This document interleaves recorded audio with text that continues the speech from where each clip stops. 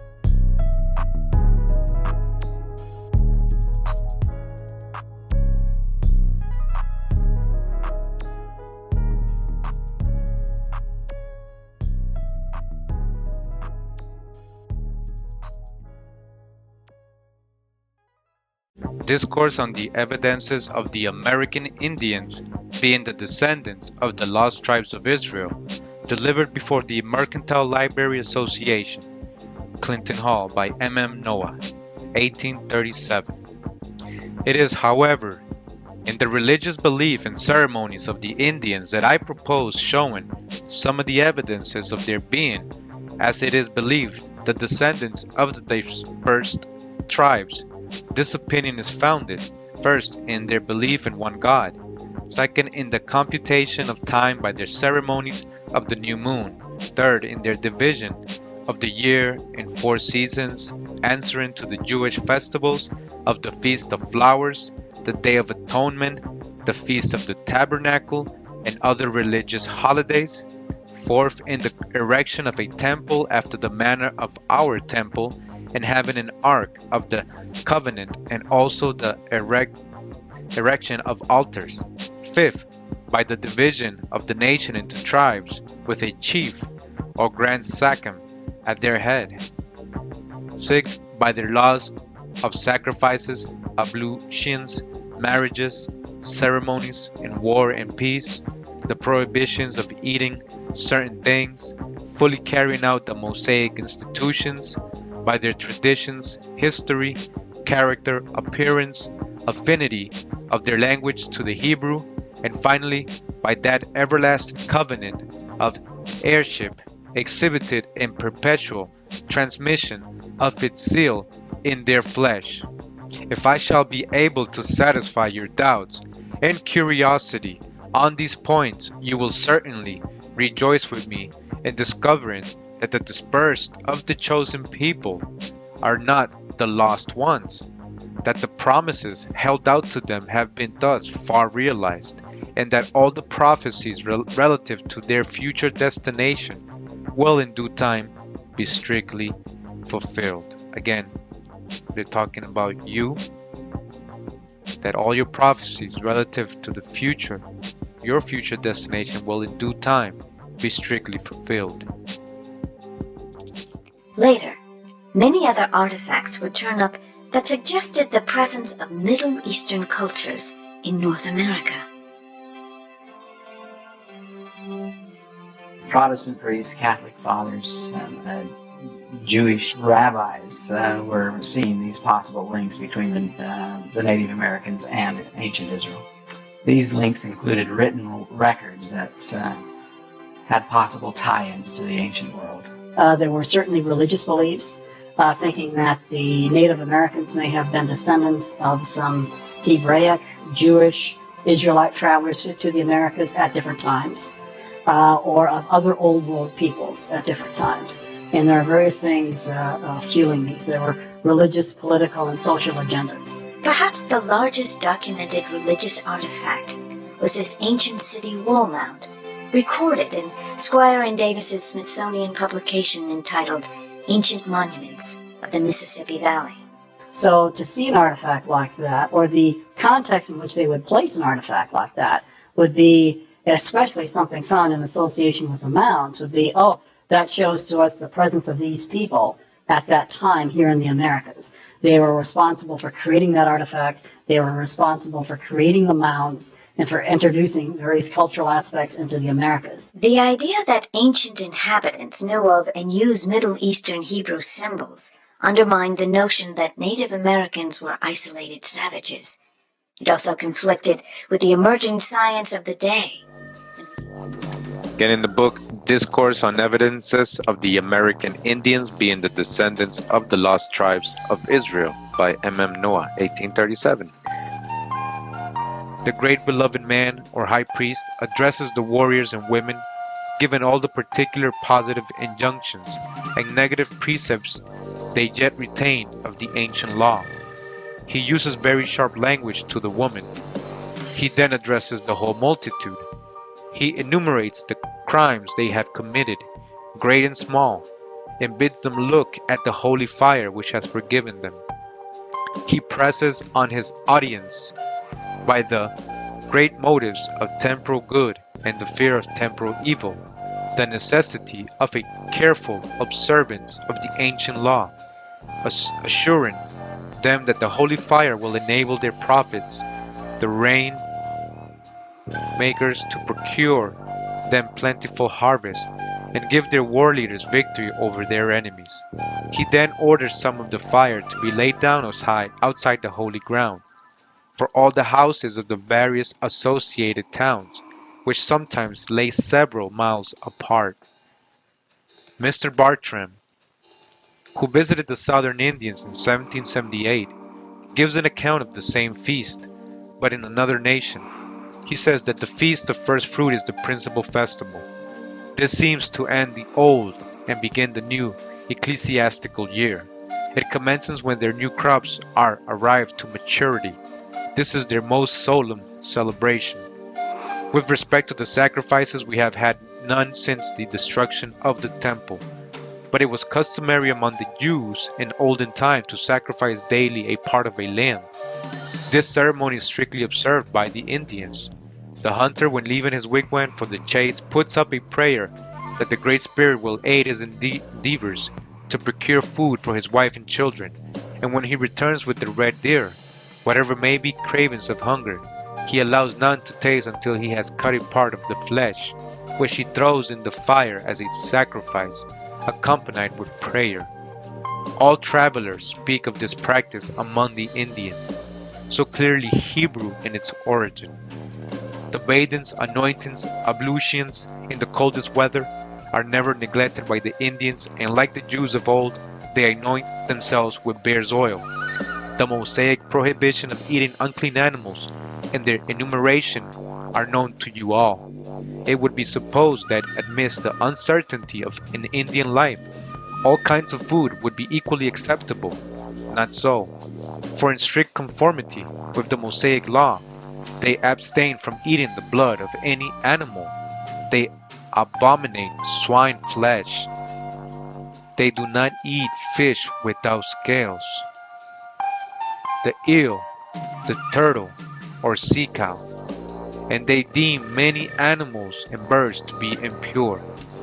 These facts are noticed by all writers, and particularly by Edwards in his History of the West Indies. The latter able historian, in noticing the close analogy between religious rites of the Jews and the Indians, says that the striking conformity of the prejudices and customs of the Caribbean Indians to the practices of the Jews has not escaped the notice of such historians as Gamela, Duterte, and others. And Edwards also states that the Indians on the Orinoco punished their women caught in adultery by stoning them to death before the assembly of the people. This is one of the earliest maps that we found on the Newark earthworks. This is a drawing by Wyrick from 1860. David Wyrick had done the first comprehensive surveys of the magnificent Newark earthworks.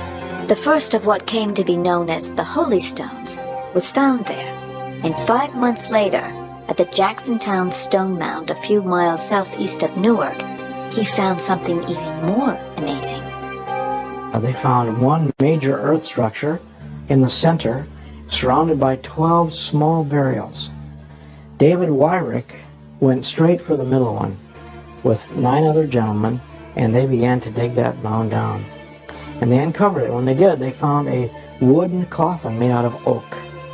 And opening up that coffin, in there was a large skeleton of a man, but also in this coffin was a little box, no more than maybe about 8 or 10 inches in size, and it was cemented shut.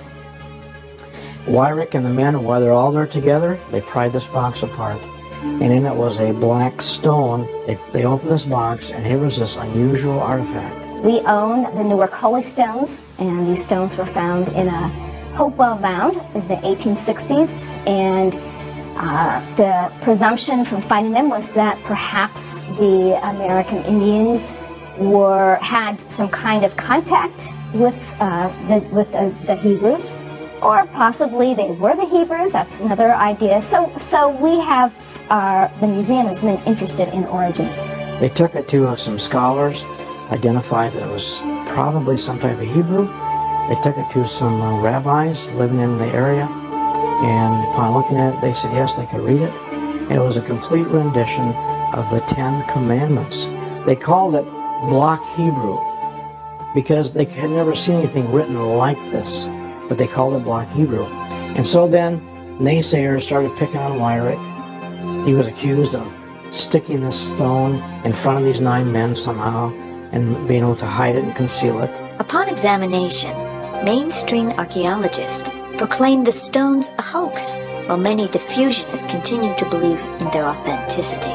There has been good points on either side for whether they are a first millennium piece of artifact or something that was devised in the 19th century. Then it wasn't until sometime in the 1900s, lo and behold, in Israel, they find, guess what? They found block-style Hebrew. That block-style Hebrew was given a name by the experts, monumental Hebrew, because of the way it was written. Long after Wyrick. After. Mainstream archaeologists dismiss such findings, in part because scientific protocols and rules of evidence were not followed in their acquisition. Among the Mosaical laws is the obligation of one brother to marry his brother's widow if he died without issue. Major Long says if the deceased had left a brother, he takes the widow to his lodge after a proper interval and considers her as his wife. This is also confirmed by Charlevoix. It would occupy a greater space of time than I can afford to trace similitude between all the Indian rites and religious ceremonies and those of the Jewish nation, in their births and their separation after the births of their children, in their daily prayers and sacrifices, in their festivals, in their burials, in the employment of mourners, and in their general belief. I see a close analogy, an intimate connection with all the ceremonies and laws which are observed by the Jewish people, making due allowance for what has been lost and misunderstood in the course of upwards of 2,000 years. A general belief exists amongst most travelers that the Indians are the descendants of the missing tribes. Manasseh ben Israel wrote his celebrated treatise to prove this fact on the discovery of America. William Penn, who always acted righteously towards the Indians and had never suspected that they had descended from the missing tribes, says in a letter to his friends in England, "I found them like countenances to the Hebrew race. I consider these people under a dark night, yet they believe in God and immortality without the aid of metaphysics. They reckon by moons, they offer their first ripe fruits, they have a kind of feast of tabernacles. They are said to lay their altars with 12 stones. They mourn a year and observe the Mosaic law with regard to separation." Emmanuel de Moraes, in his History of Brazil, declares that America has been peopled by the Carthaginians and Israelites, and as the Israelites, he says nothing is wanting but circumcision to constitute a perfect resemblance between them and the Brazilians. The Reverend J. Betty, a very worthy missionary, says, I have often before hinted that I have taken great pains to search into the usages and customs of the Indians in order to see what ground there was for supposing them to be part of the 10 tribes, and I must own to my no small surprise that a number of their customs appear so much to resemble those of the Jews, that it is a great question with me whether we can expect to find among them 10 tribes, whatever they are at this day, all things considered, more of the footsteps of their ancestors than among the different Indian tribes. Trami and his discovery of the sources of the Mississippi, after a full of interesting account of the Indians, right? So remember what they found in the mounds, right? In these mounds, so many mounds in Mississippi, right? It says here that different authors have brought them hither from all parts of the world. I was at first induced to join with those who derived them from the Hebrews. It seemed impossible for me to doubt that by so doing I should be building an impregnable foundation. He then proceeds to prove their Asiatic origin by many interesting facts. The late Earl of Crawford and Lindsay published his travels in America in 1801. It is curious and pleasing, he says, in reading the travels of those who have been among these people, to find how their customs comport with the laws of Moses. And after describing the length their religious rites and ceremonies, his lordship emphatically observes, it is a sound truth that the Indians are descended from the 10 tribes, and time and investigation will more and more enforce its acknowledgement. Alright, so this is what we're doing, because with time and investigation, more and more is acknowledged, right? That's what we are doing. We're revealing this part of history that has been left from us. And this is beyond religion. The Back Creek stone was found in the course of an official excavation by the Smithsonian Institution. Okay, then Back Creek stone went to the Smithsonian Institution in Washington. They didn't understand it. They thought it was Cherokee since it came from Cherokee country. They did not realize it was Hebrew. And they published it upside down. And then they threw it in a box in the sub-basement of the Smithsonian. And ever after it was poo-pooed until some Semitic scholars like Cyrus Gordon came and vindicated it. Cyrus Gordon, who was one of the great Semitic scholars of our generation, he talks about the writings that were found in this very area and how he was able to translate those things, translate that writing. When it was turned over, they were trying to figure out what type of Native American wrote this, and Cyrus Gordon turned it upside down. He recognized that it was actually Phoenician. Phoenician, this older form of Hebrew, dates to the Old Testament Babylonian captivity and the scattering of Israel. Are there other linguistic evidences that may lend support to diffusionist ideas? As a scholar of ancient languages, I have discovered that there are many symbols in the Mi'kmaq that are very close and similar to those of ancient Egyptian. About 700 BC in Egypt, there was a language that was developed or came in that was called Meroitic from the kingdom of Meroe, which many Egyptian scholars have even called Reformed Egyptian because it's so different than what the standard Egyptian that we know.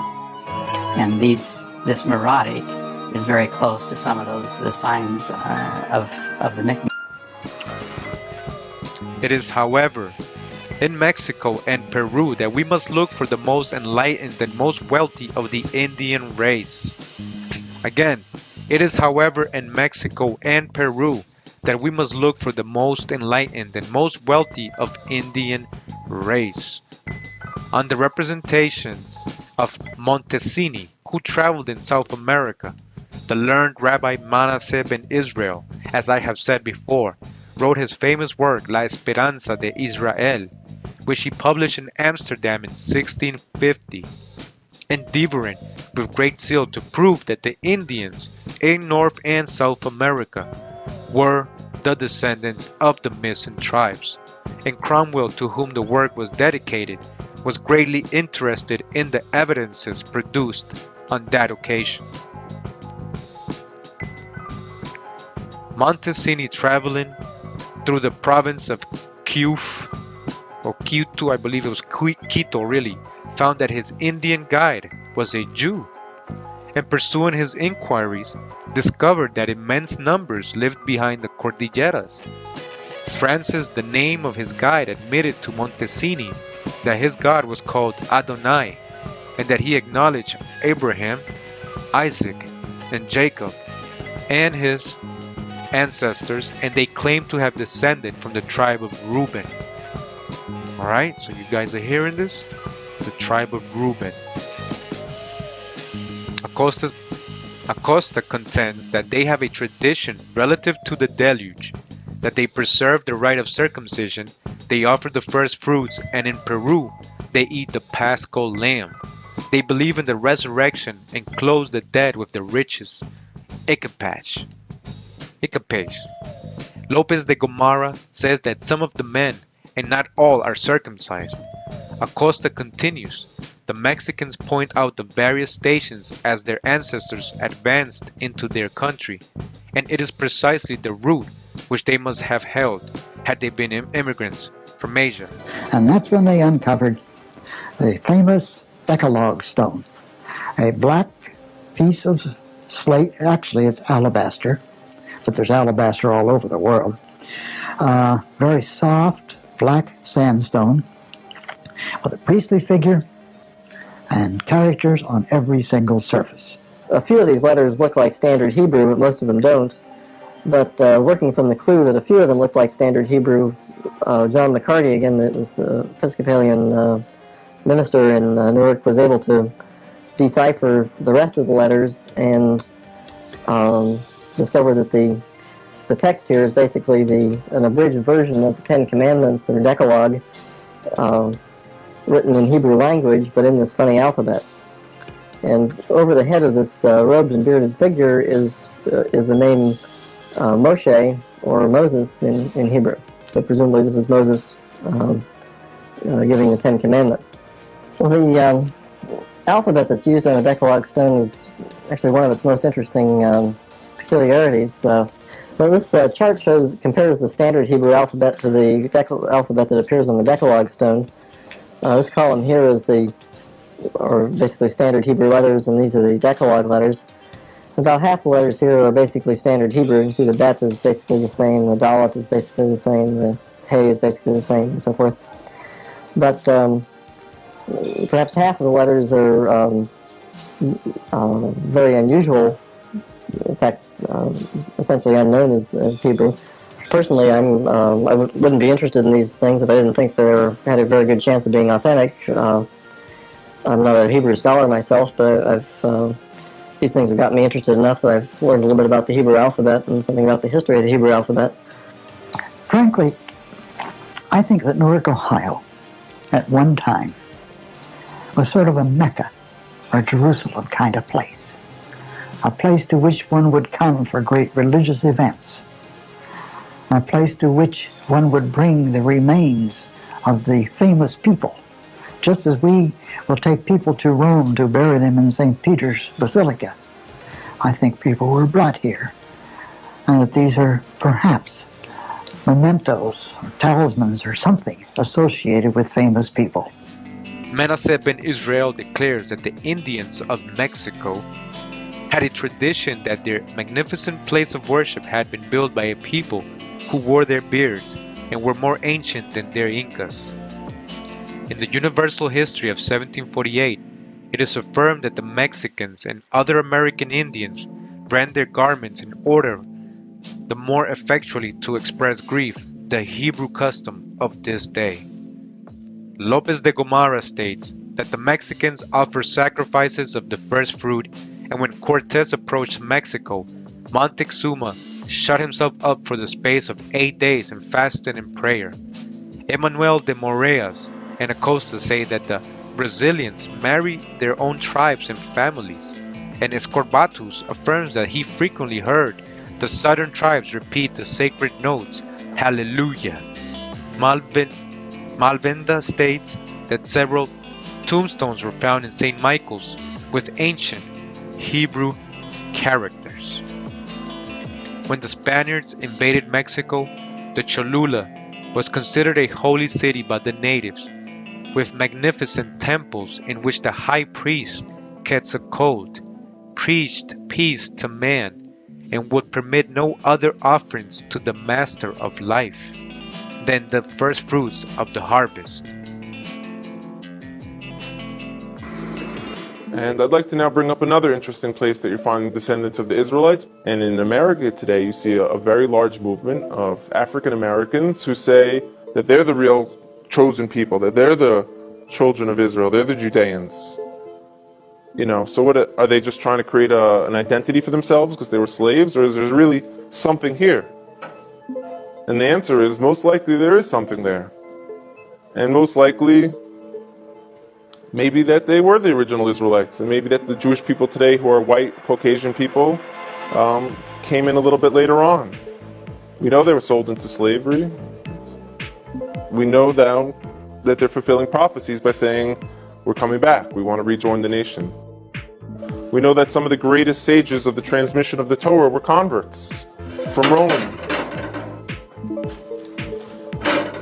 You have a man named Onkelos who wrote a commentary on the Torah, unprecedented, that we still learn today. He was a convert. Some of the largest pillars on the transmission today were Roman converts.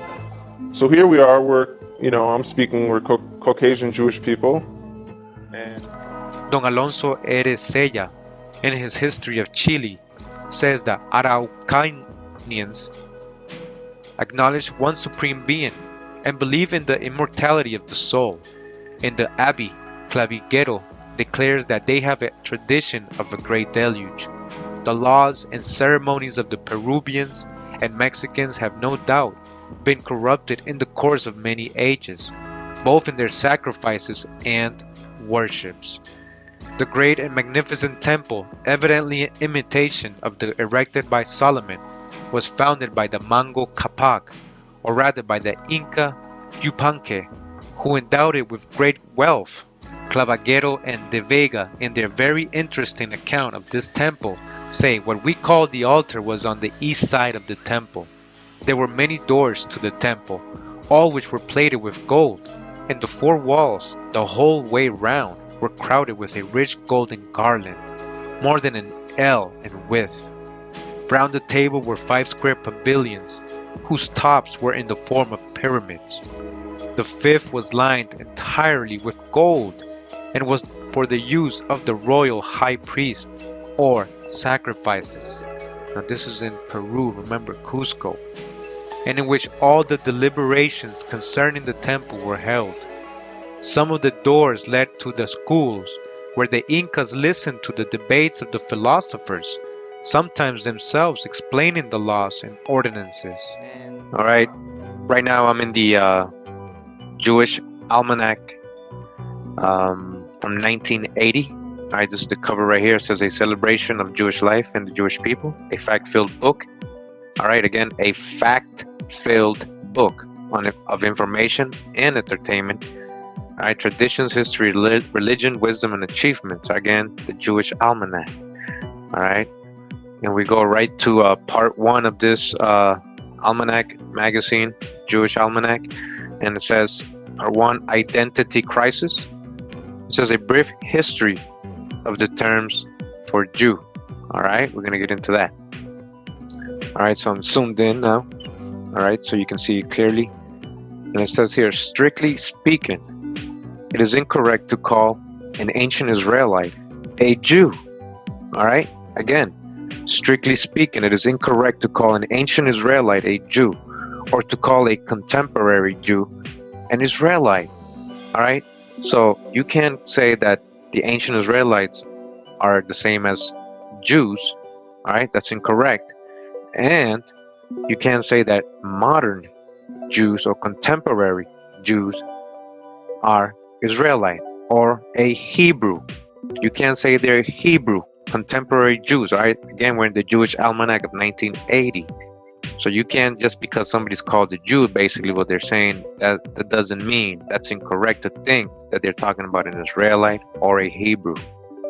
The first Hebrews may not have been Jews at all.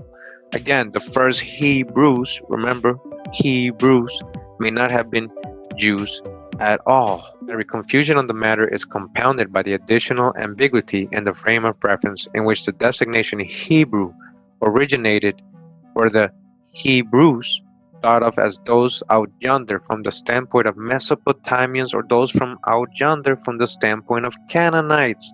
You hear that? Let me explain what he just said there, what they just said in the Jewish Almanac of 1980. All right, just what I said before. You're getting a descriptive term, an adjective, right, for a people, from people who don't really, live with them always, or are part of their nations or family.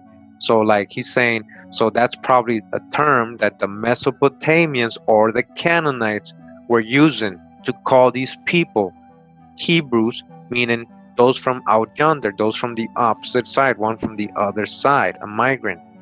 All right, of the feathers, people of the feathers. Eber means pinion. Go look at Strong's dictionary for Eber. It goes down to pinion, and pinion means feather. All right. So again, the Jewish Almanac of 1980.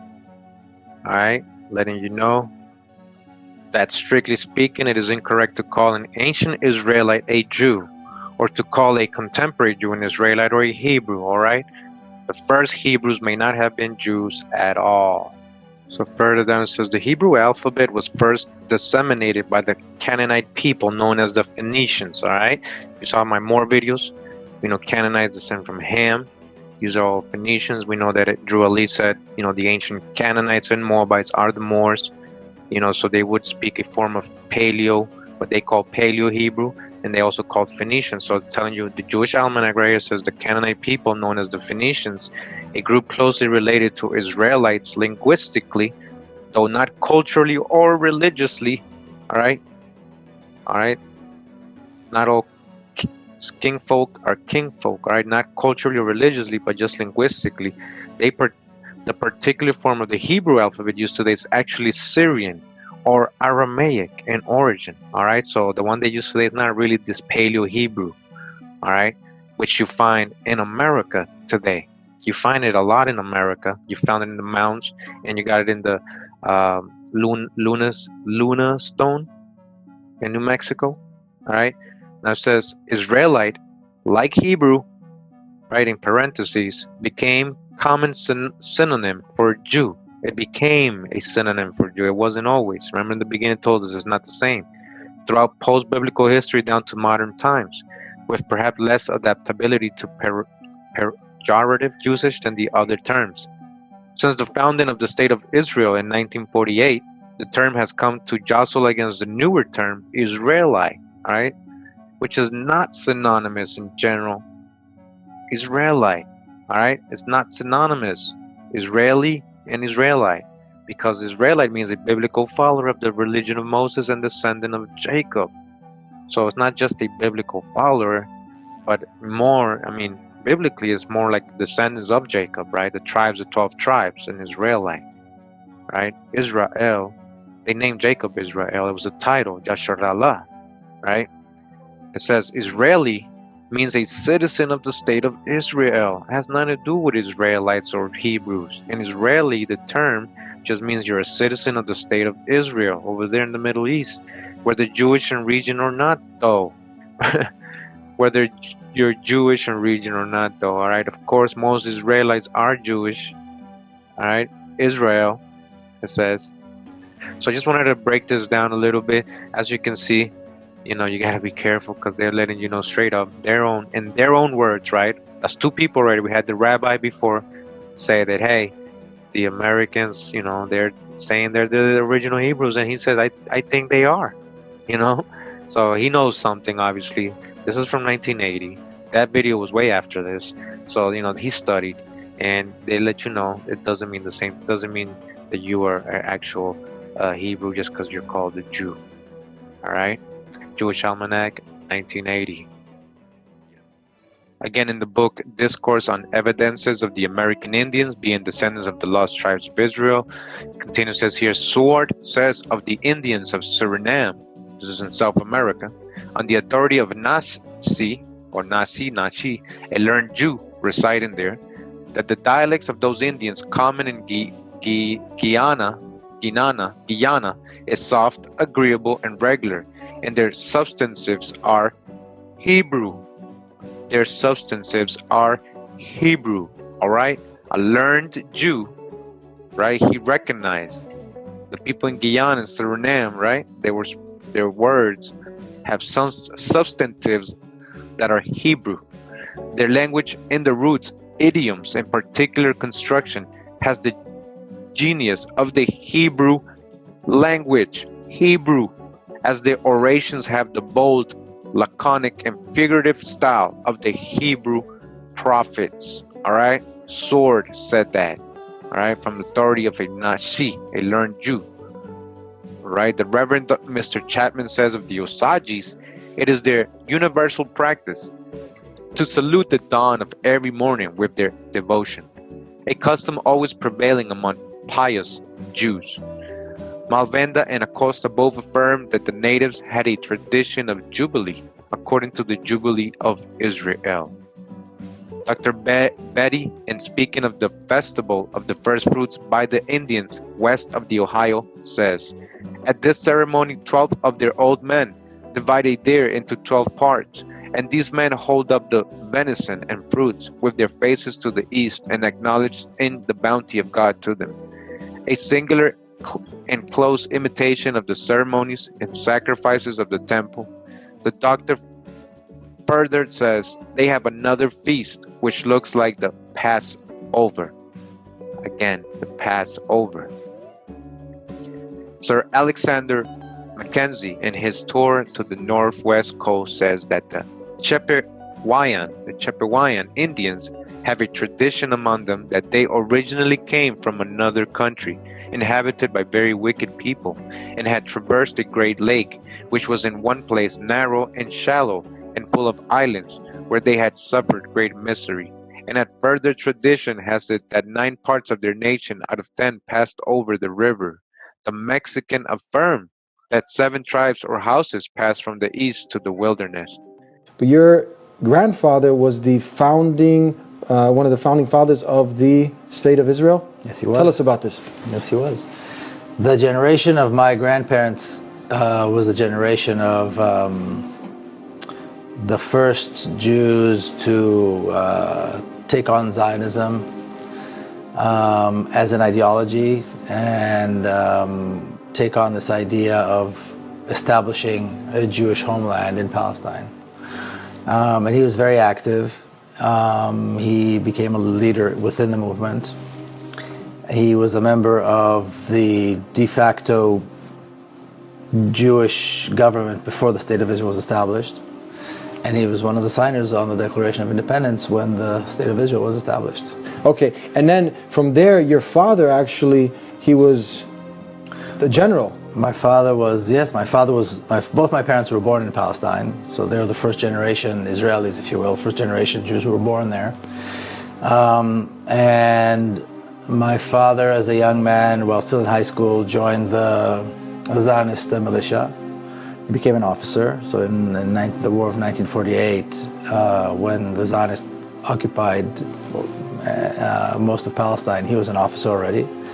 And then he remained in the military as a career officer, and by 1967 he was already a general and a member of the Israeli Central Command, the High Command. What if someone says, look, he's just a self-hating Jew? Have you heard this statement? Yeah, well, I certainly don't hate myself. So that's nonsense. Yeah. And I don't hate anybody else. I think it's one of those things they throw at you when they've got no argument. I just had a rabbi give me an analogy. He said, look, imagine you left your home and then someone came and occupied it, and then you try to get it back, and then they went to the judge. Have you heard some of these analogies? Maybe you can. Yeah, that's assuming that, that's taking it into a place which I don't usually go. That's making the assumption that today's Jews are really the descendants of the ancient Hebrews that used to live in that part of the world some 3,000 years ago. That's making the assumption that today's Jews are really the descendants of the ancient Hebrews that used to live in that part of the world some 3,000 years ago. That's a bit of a stretch for me. And even if it was true, I don't think it. I agree with him. It doesn't justify. I did not live there 3,000 years ago. My grandparents immigrated from Ukraine. Their parents, their grandparents didn't live there, and I don't know any Jew that can trace his or her ancestors back to the ancient Hebrews. I did not live there 3,000 years ago. My grandparents immigrated from Ukraine. Their parents, their grandparents didn't live there, and I don't know any Jew that can trace his or her ancestors back to the ancient Hebrews. So that's a lot of myth there, and I don't think it's relevant. So that's a lot of myth there, and I don't think it's relevant to the point.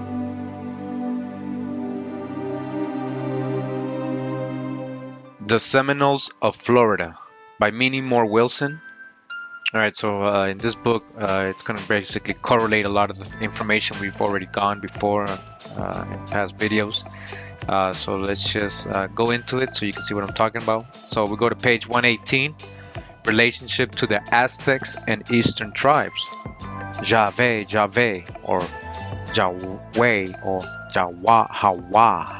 Today, the antiquarian may lay aside his musty parchments of antiquity and in the heart of the big Everglades, study the history of an ancient people through living authors.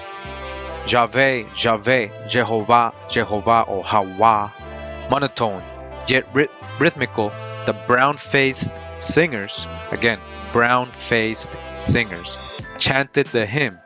Over and over again were the words repeated by the Seminole choir, till the word Jave, mystical and the centuries past, dwelt with the listener.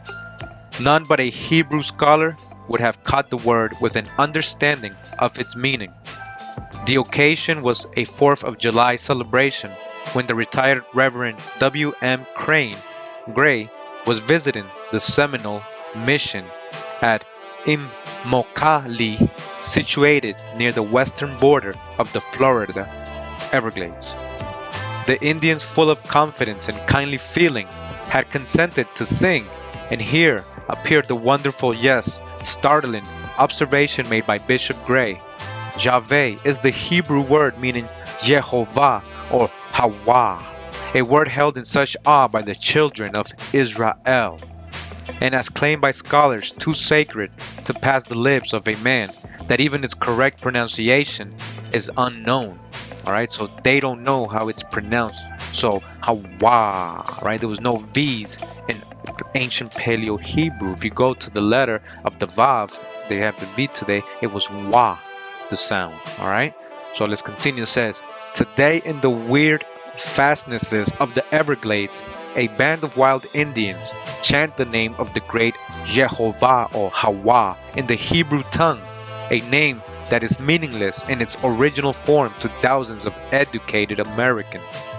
When questioned by Bishop Gray as to the meaning of the sacred word, the Indian answered, God, white man's God. The question now appeals to the scientist, to the antiquarian, and to the theologian. From whence came the Seminoles' knowledge of the word? From its use in the death of the Everglades, one may work back to the prehistoric ruined temples of Mexico and Yucatan, so similar to those of Egypt. Again, the prehistoric ruined temples of Mexico and Yucatan, so similar to those of Egypt, and thus may find in Seminole speech a language linked to connect the New World with the Old. Is this single word, as verified by Bishop Gray, the keynote to the history and origin of the North American Indian? Continuing, Prescott in his History of Mexico refers to some traditions of the Aztecs as bearing a singular resemblance to those found in the scriptures. More or less does one start with surprise and awe, as he notes in the Indians of Florida a strict observance of those customs as well as religious beliefs as laid down in the book of Leviticus. Not the least startling, after 34 centuries, do we find the Seminole observing the rigid laws of health as laid down to the children of Israel after the Exodus. With reference to the preservation of health, we find in the scriptures that those affected by disease were separated from the tribe, and as health returned, we read Leviticus 15:13.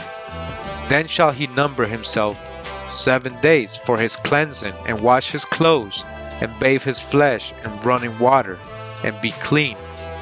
Verse 7. And whoever touches the flesh of him shall wash his clothes and be unclean until the evening. Note the following. On a recent visit to the Seminole camps, and after receiving warm welcome from the squaws and pickaninnies of former acquaintances, a solitary figure who observed sitting in a small detached wigwam, approaching for the purpose of shaking hands.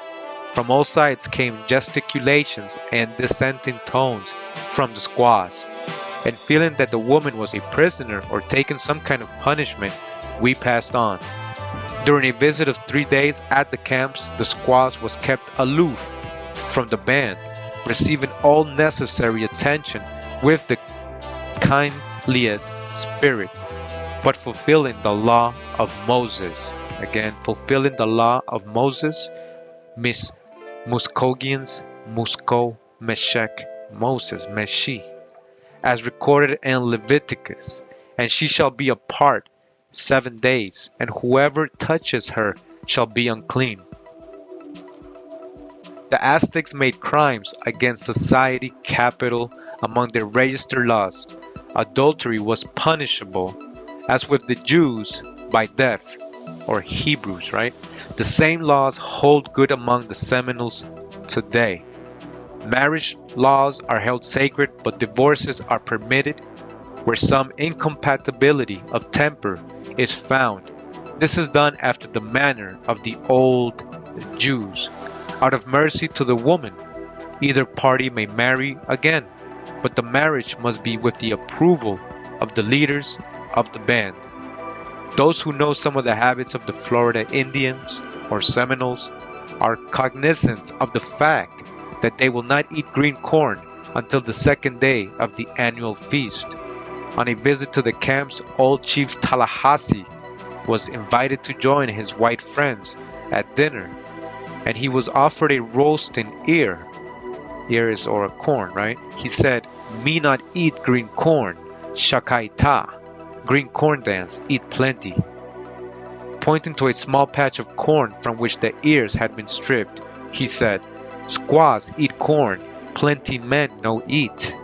And as we read Leviticus 23:14, the thought comes, is the law, though divested of part of its meaning, being fulfilled today by a band of wild Indians? And ye shall eat neither bread, nor parched corn, nor green ears, until the selfsame day ye brought an offering to the Lord, or Hawa.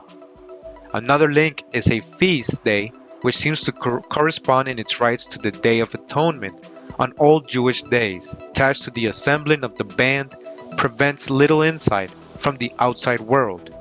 With only an oral tradition, with their unwritten but priceless history of an ancient race, with the white man daily encroaching on their last domain, the time for studying this primitive people and their purity will soon be over. And of their customs and usages, where is the Sidippus of this day? Who shall solve the riddle of their origin? My people, who shall solve the riddle of their origin? That's up to us.